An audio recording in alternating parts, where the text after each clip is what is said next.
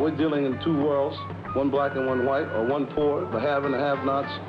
But the guys over here in the Vice Lodge, the people over here in the Lawndale area, want their piece of the pie. And they're willing to do their homework, like I said again, to get it. The conservative vice lords came as a result of some older vice lords realizing that the younger vice lords were breaking in houses in the community. Yeah, what's your problem, sir? Committing a lot of crimes, and they were getting violent, and it was like violence on the peoples in the community. And so they wanted to shut that down. And so they came together and they talked with the younger brothers about calming down, and the younger brothers expressed the concerns of not having nothing to do and no jobs, and a lot of them had dropped out of school and they couldn't get back in school.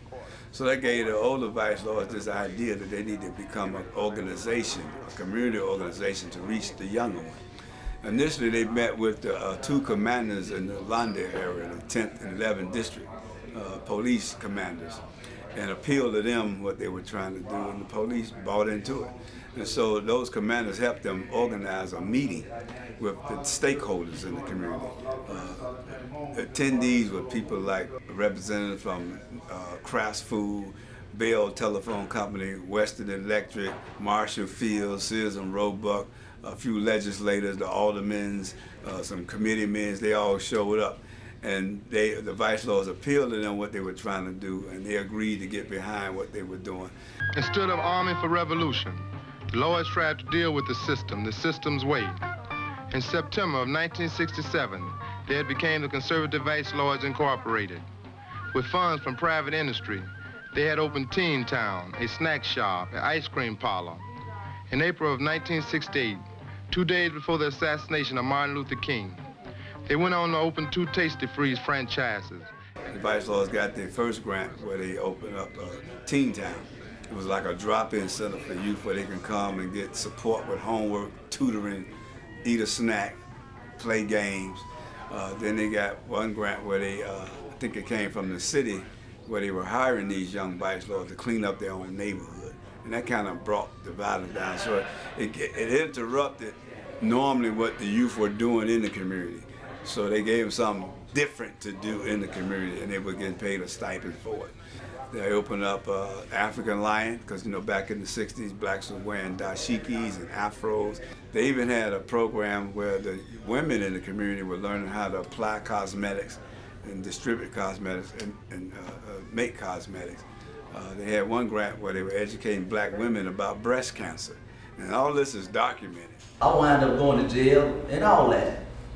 But I just wanted to say, if we could figure out a way, maybe to have some sort of programs and counseling to help young couples with kids, figure out a way not to be frustrated with each other because maybe they haven't got enough money to hang in there. This whole thing about gangs today and what's happening today, a lot of this can be calmed down if the right people that have the resources, access to resources, can trust that there are some peoples like myself that were formerly once gang leaders, really got in our heart to bring a change, but a lot of people don't trust us. I showed the Lord Thing documentary because the Lord Thing documentary was a project that the Conservative Vice Lords got a grant funded for just to produce that documentary to show the works that they've done as a community organization. So I showed that to current Vice Lords and even Gangster Disciples and Stones and showed them, one, how the Vice Lords work in collaboration with Disciples and Stones, and they formed a citywide coalition called LSD. In previous weeks, the Lords, Stones, and Disciples, they closed down more than $80 million in construction around Chicago.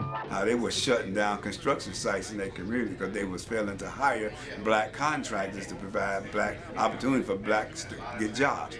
So I showed that to put this on their mind, to change, raise their awareness that this happened in the 60s and that they can do that now. But at the same time, say if you still claim you're a Vice Lord today, or you're a Gangster Disciple today or a Stone today, look at what those before you, your predecessors, were doing. So obviously you're doing something contrary to what it was supposed to be about.